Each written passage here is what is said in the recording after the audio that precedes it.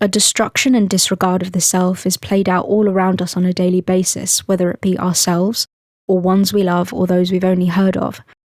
The reason I see this as a self-love problem is simple.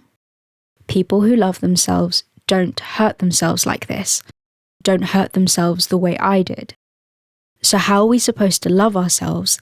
And if it's so important for our health and well-being to do so, why couldn't anyone tell me how? And that's when it clicked.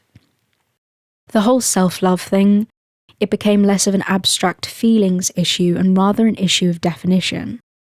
Love, as it is understood in popular culture, is elusive, indefinable, a romantic lyrical thing we're all supposed to be chasing after but can't quite find the right formula for.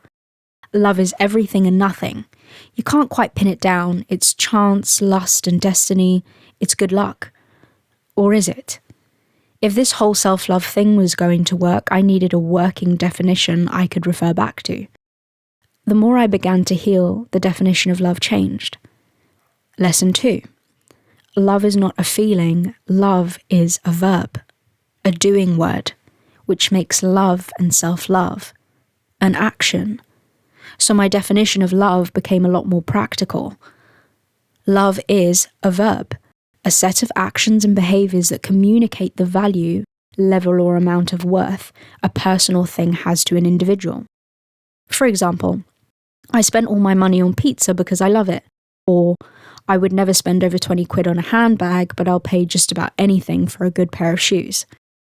The action and the behaviour dictates the value.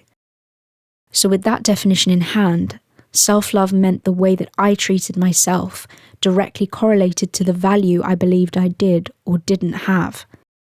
Self-love was about me affirming my value, a value I didn't believe I had, so discovering why was one of the most important starting blocks for figuring out how to undo that belief.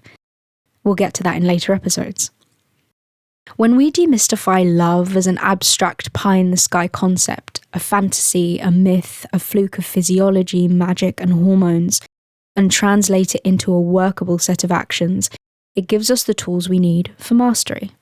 So that love no longer becomes this elusive thing always out of our reach, but rather it is something we can connect with and utilize, something we can practice, that we can do.